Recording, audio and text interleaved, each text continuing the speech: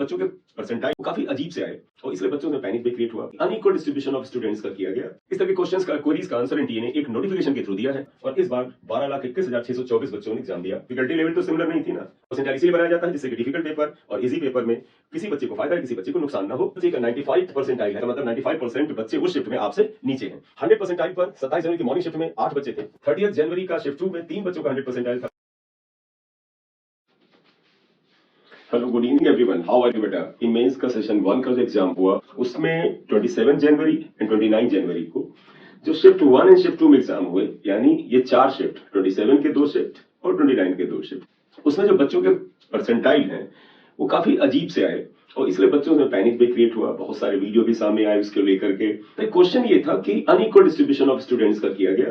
Different shift में अलग अलग प्रोपोर्शन में बच्चों को एग्जाम देने को दिया गया और इसकी वजह से जो 27th और 29th को जो डिफरेंट शिफ्ट थी उसमें ज्यादा बच्चे अपीयर हुए।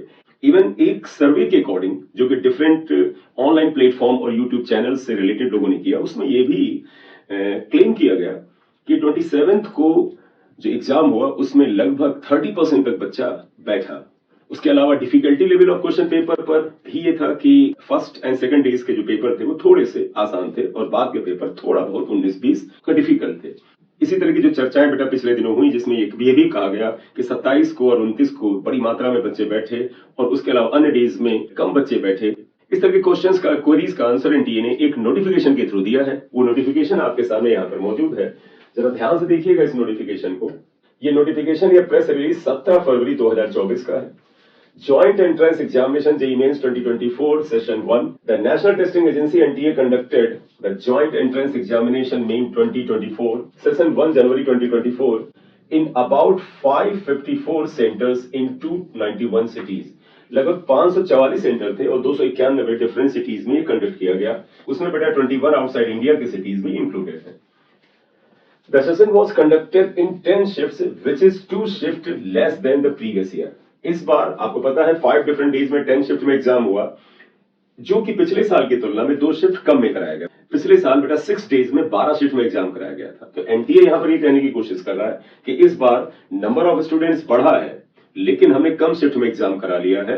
यानी वो अपनी पीठ थपथपाना चाहते हैं कि हमने जब कम शिफ्ट में एग्जाम कराया, इसका मतलब है वेरिएशन ऑफ द पेपर को इन्होंने कम करने की कोशिश की है, क्योंकि अगर 12 शिफ्ट में एग्जाम होगा तो वेरिएशन ज्यादा हो सकता है और अगर 10 में होगा तो कम हो सकता है। Then the previous year despite the number of registered candidates going up to 12,21,624 as compared to the previous years counts of the 8,60,064। पिछले साल सेशन 1 में लगभग 8,60,064 बच्चों ने एग्जाम दिया था और इस बार 12,21,624 बच्चों ने एग्जाम दिया, which is about 27% increase.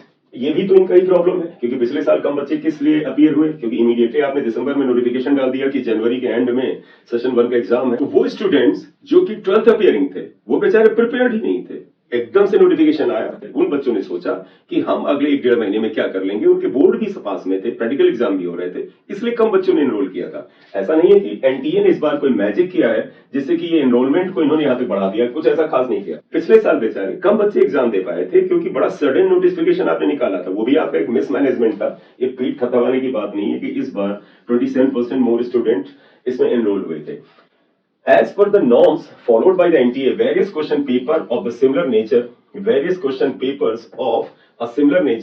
in content were prepared and randomly selected for each shift without knowledge of the difficulty level of each question paper. ये क्या कहते हैं? As per the norms followed by the NTA, various question papers of the similar nature in content, ये कह रहे content में जितने भी पेपर थे ये 10 सबके सिमिलर नेचर के थे, डिफिकल्टी लेवल तो सिमिलर नहीं थी ना। और कहते हैं रैंडमली सिलेक्टेड, मतलब इनका कहने का मतलब है कि 27 को जो पेपर होगा 29 को होगा या 31 को होगा या 1 फरवरी को होगा, ये सब रैंडमली सिलेक्ट होते हैं।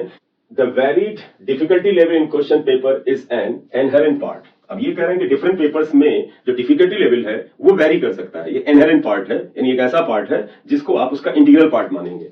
And parcel of multi-shift examination and thus normalization is the preferred mode for the deciding scores. There is no equivalence between raw score and the normalized score. The normalization procedure is based on a percentile score, was used to ensure that candidates were neither benefited nor disadvantaged due to the difficulty level of the examination. Percentile इसीलिए बनाया जाता है जिससे कि difficult paper और easy paper में किसी बच्चे को फायदा है, किसी बच्चे को नुकसान ना हो। ये अपनी बातों को क्लियर करें, ये सभी जानते हैं। कुछ ऐसा इन्हें बताना चाहिए जिससे बच्चों को ये पता चले कि आपने एक्चुअल में एग्जामिनेशन जो है हर लेवल पर फेयर कराया है। As per the policy, the NTA does not release the raw score, it only releases percentile. The percentile score is the normalized score for the examination instead of the raw marks of the candidates and is used for the preparation of the merit list. In the event of the percentiles, for the multi-shift being dissimilar unequal, the lowest will be the eligibility cutoff for that category for all candidates, that is all shift. Raw marks obtained by the candidates in different shift or session are converted to NTA score. ये बता रहे हैं हम कैसे percentile बनाते हैं, उसके बारे में बात करें। ये थोड़ा इंपॉर्टेंट पॉइंट है, देखिएगा। The distribution of the candidates was ensured as per the normalization procedure to make it of a homogeneous nature based on the report of the committee of the experts consisting of the reputed professors of the Indian Statistical Institute ISI, Indian Institute of Science IISc, and the Indian Institute of Technologies in November 2018 and reviewed in October 20. ये कह रहे हैं कि कैसे distribution of candidates का different shift में होगा, ये एक कमेटी के थ्रू किया गया है। Normalisation procedure is an internationally accepted system designed for the direct comparison by transforming the marks on to a common scale and is equivalent in the information bulletin of JEE Mains 2024. They're actually trying to say that normalization process यानी जो percentile का तरीका है वो international norms के according उन्होंने रखा है। इसके लिए एनटीए ने जो कमेटी बनाई थी 2018 में और 2020 में रिव्यू हुआ था, वो कमेटी डिसाइड करती है कि कितने कितने बच्चे किसके शिफ्ट में रखे जाने हैं। The date shift slot of the examination is randomly allotted by the computers as per the normalization process. During session 1, it was ensured that each shift was equally distributed in terms of the candidates count, gender and the categories. यहां पर देखिए साफ साफ कहने की कोशिश कर रहे हैं कि किस शिफ्ट में किस बच्चे का एग्जाम होगा, किस स्लॉट में होगा, किस डेट पर होगा। ये पूरी तरह से कंप्यूटराइज सिस्टम से होता है, इसमें किसी भी तरह का मैनुअल इंटरफेरेंस नहीं होता है। साथ ही साथ it was insured that each shift was equally distributed in terms of the candidates. Her shift में कैंडिडेट्स का नंबर जो है वो लगभग बराबर हो, इसका भी ख्याल रखते हैं। लेकिन ज्यादातर जो सर्वे किए हैं ऑनलाइन प्लेटफॉर्म्स ने, उसमें ये पाया है कि ये डिस्ट्रीब्यूशन बहुत ही अनइक्वल था। बट देखिए इन्होंने एक लिस्ट रिलीज की है कि एग्जामिनेशन डेट, शिफ्ट, उसमें कितने मेल कैंडिडेट, कितने फीमेल कैंडिडेट और कितने टोटल कैंडिडेट्स थे। यहां देखिएगा कितना होमोजीनियस डिस्ट्रीब्यूशन है। लेकिन क्या ये एक्चुअल है? मैं ये मानता हूं कि रॉन्ग इंफॉर्मेशन तो नहीं देंगे, लेकिन जिस हिसाब से रिजल्ट आया लगता है कि इस तरह का यूनिफॉर्मिटी तो नहीं थी। 27 तारीख को शिफ्ट 1 और 2 में 1,22,187 और 1,25,272 स्टूडेंट्स बैठे एग्जाम में। इसी तरह से 29 को जो फर्स्ट एंड सेकंड शिफ्ट हुई, इसमें 1,22,323 और 1,24,848 स्टूडेंट। और अकॉर्डिंग टू एनटीए 30 तारीख को शिफ्ट 1 एंड शिफ्ट 2 में 1,21,798, 1,21,028 स्टूडेंट्स। और 31 तारीख को दोनों शिफ्ट में रेस्पेक्टिवली बेटा 1,25,094 और 1,20,917। और 1 तारीख को जो शिफ्ट हुई उसमें और 1 तारीख को एग्जाम हुआ उसमें मॉर्निंग और इवनिंग शिफ्ट में 1,21,000 और 1,21,205 और 1,16,952 बच्चे बैठे। तो इसमें जो डिस्ट्रीब्यूशन है वो बहुत ज्यादा अनइक्वल नहीं आ रहा है। लेकिन जैसा कि कुछ सर्वे जो हैं, जो रैंडम सर्वे होते हैं, जो ऑनलाइन प्लेटफॉर्म ने किए हैं, उसमें हमेशा 27 तारीख को और 29 तारीख को ज्यादा बच्चे दिखते हैं और 27 तारीख को बहुत ज्यादा बच्चे एग्जाम दे रहे थे, ऐसा ऑनलाइन प्लेटफॉर्म के सर्वे क्लेम कर रहे थे। एनटीए उससे बिल्कुल अलग जानकारी दे रहा है। अगर ये सच है तब तो फिर ठीक ही लग रहा है। तो फिर ये ब्लंडर किस जगह पर होता है? हो सकता है कि वो जो नॉर्मलाइजेशन प्रोसेस है वो उतना नॉर्मलाइज नहीं हुआ जितना ये कह रहे हैं, कहा नहीं जा सकता। लेकिन आपके सामने मैं सिर्फ डेटा रख सकता हूं कि एनटीए क्या डेटा बता करके अपने पक्ष को रख रहा है, और आप खुद ही इसके हिसाब से अपने विवेक से काम लें कि कहां पर गलती हुई है। और अगर ये डेटा सही है तो फिलहाल तो प्राइमा फेसी तो कोई गलती ऐसी बड़ी नजर नहीं आ रही है। The process ensured that all candidates appearing in shift, इसमें ये कहने की कोशिश कर रहे हैं the process all candidates appearing the shifts are the administered in the same question paper with the jumbled questions and options. In this sense, they are being tested on the level playing field. It is a common practice that in such a case, a candidate who is scoring 75 marks will always be ranked higher than any other candidate with the lower marks, say 70. मतलब ये कह रहे हैं किसी एक shift में जिस बच्चे के हायर मार्क्स होंगे उसकी रैंक बेहतर होगी, जिसके लोअर होंगे कम होगी। लेकिन अगली लाइन में देखिए क्या कहते हैं, The percentile score indicates the percentage of the candidates that have scored equal to or below same or lower raw score that particular percentile in that examination. Therefore, the topper higher score of the each shift will get same percentile of the 100 which is desirable। ये तो ठीक है, percentile क्या होता है बता रहे हैं, हर शिफ्ट में जो हाईएस्ट मार्क्स बच्चा पाएगा उसके परसेंटाइल को 100 लिया जाता है, ये जानते हैं। परसेंटाइल का यहाँ ये मतलब होता है कि अगर किसी बच्चे का 95 परसेंटाइल है तो मतलब 95% बच्चे उस शिफ्ट में आपसे नीचे हैं। किसी बच्चे का 99 परसेंटाइल है, इसका मतलब उस शिफ्ट में 99% स्टूडेंट्स आपसे नीचे हैं, सिर्फ 1% बच्चा आपसे ऊपर है। परसेंटाइल ये बताता है, ये परसेंट नहीं होता है, ये आप जानते हैं। उसी चीज को एक्सप्लेन कर रहे हैं। अब यहां पर देखिएगा, ये इन्होंने फॉर्मूला बताया है, the marks obtained between the highest and the lowest score are also converted to appropriate percentiles as per the following formula. Formula ये बता रहे हैं 100 into number of candidates who appeared in that session with the raw score equal to or less than the candidates divided by total number of students who appeared in the session।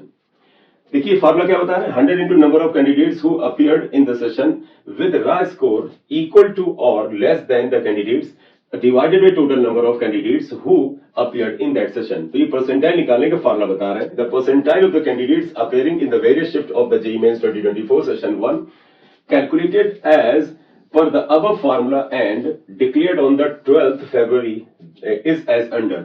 अब आप जरा इसको percentile देख लीजिएगा, different shift का इसका range क्या है ये आपके सामने, आप खुद ही देखिएगा। परसेंटाइल 27 जनवरी शिफ्ट 1, 27 जनवरी शिफ्ट 2।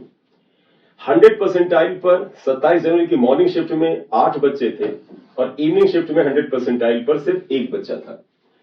जबकि मॉर्निंग शिफ्ट में 27 तारीख को 99 से 100 के बीच में 1180, 98 से 99 में 1190, 97 से 98 में 1245, 96 से 97 में 1120 और 95 से 96 के बीच में 1234 स्टूडेंट थे। इसी तरह से ये 90 परसेंटाइल तक स्टूडेंट्स बताए हैं शिफ्ट 1 ऑफ द 27 के शिफ्ट 2 में एक बच्चे के 100 परसेंटाइल थे, उसके बाद के परसेंटाइल ये यहां तक बताए हैं। 29 जनवरी शिफ्ट 1 में सिर्फ एक बच्चे का 100 परसेंटाइल था, अदर्स का ये है।